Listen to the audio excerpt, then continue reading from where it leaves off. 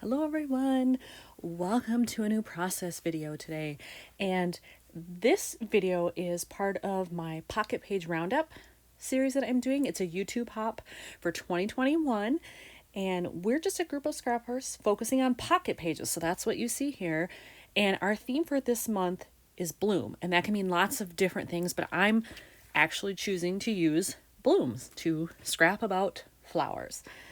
And these are photos that are from the Autumn Flower Show at the Como Conservatory in the Twin Cities area of Minnesota. That's where I live.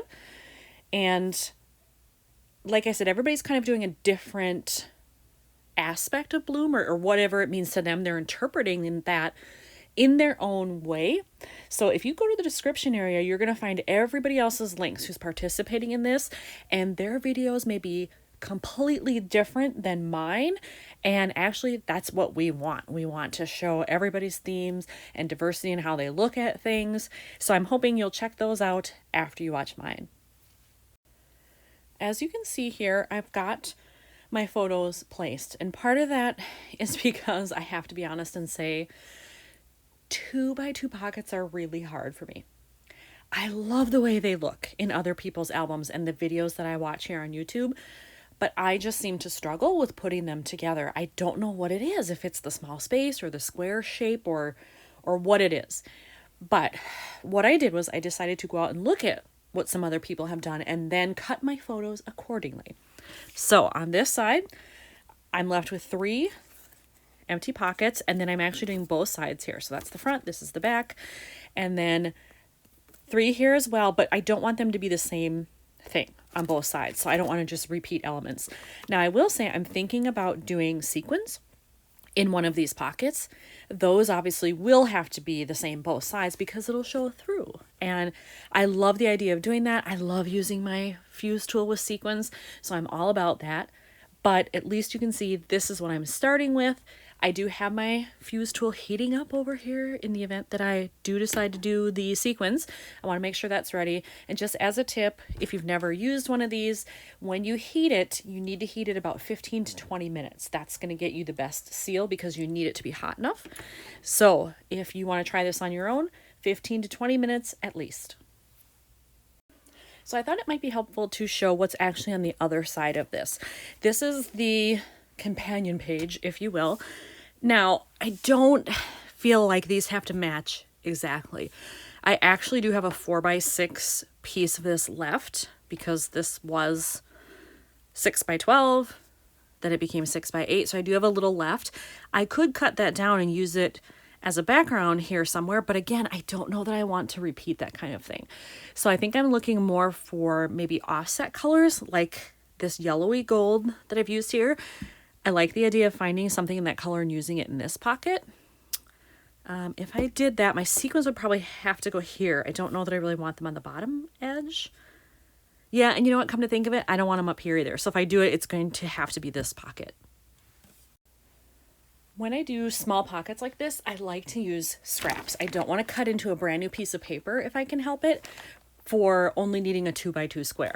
So I'm pulling this out first, and I'm going to look through there and see if any of my scraps would work with this color scheme and be placed up here.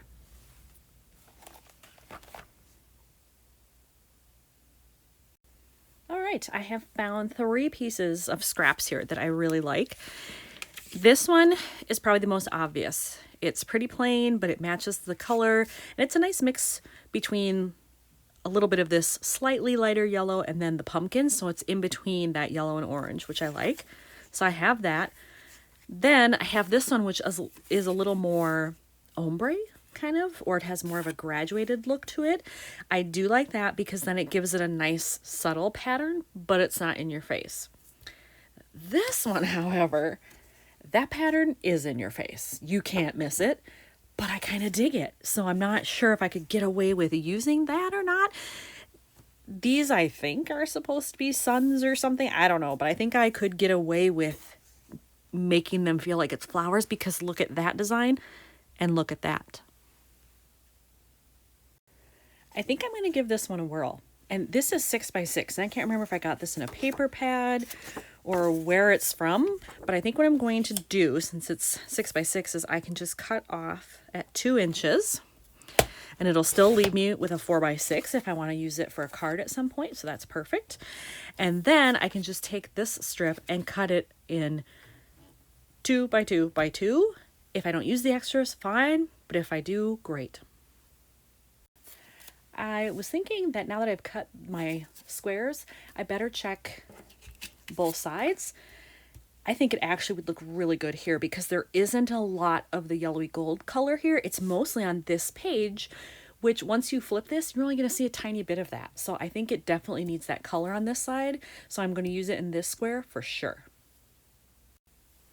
I decided on this side to use it in the upper pocket. So I am repeating that pattern, but it's not on the same side of the page, which I think will be helpful. So I have it on the top here, bottom here.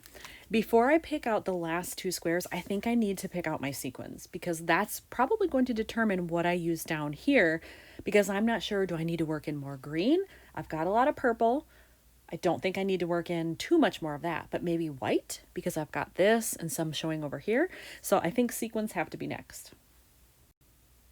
All right, so looking at these photos, I know I want to use these 2 items already. I want to use these small clear, well, they're a little shiny. They're kind of a mix of clear and shiny in there. I want to use those because they're slightly smaller than the majority of the sequins in here, and I like the variety of having different sizes.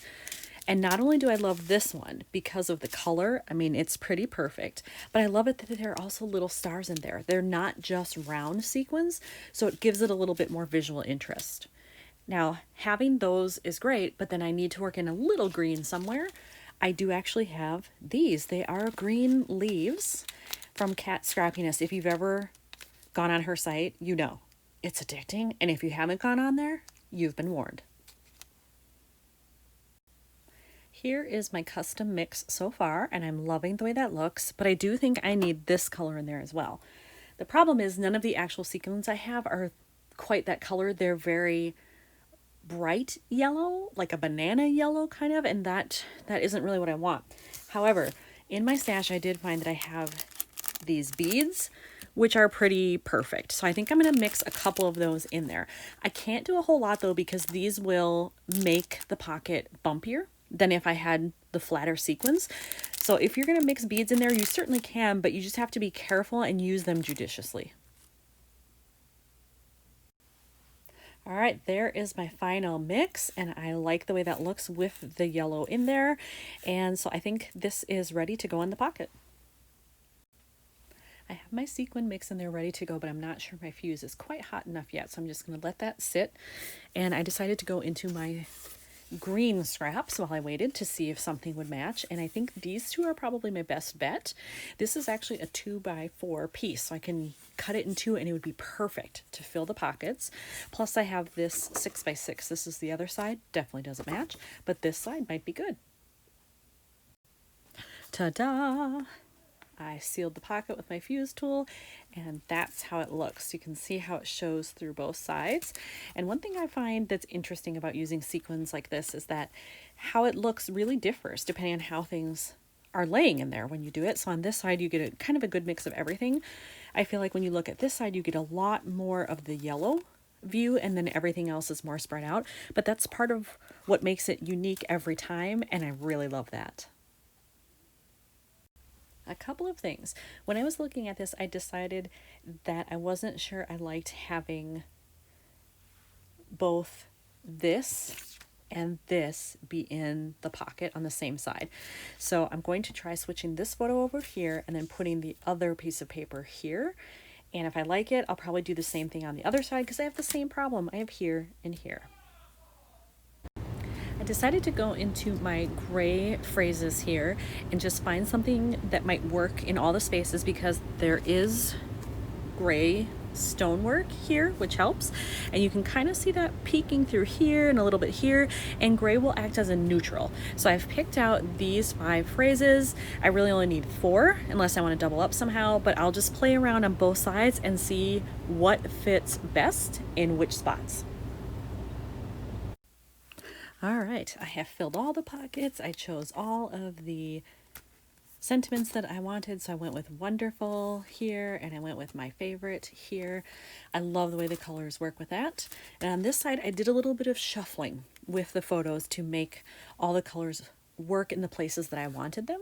So I ended up doing this one up top and then this one at the bottom. So this one is done. I hope you enjoyed watching me put this together, and I hope that it inspires you to maybe try some 2x2 pockets. Thanks for watching.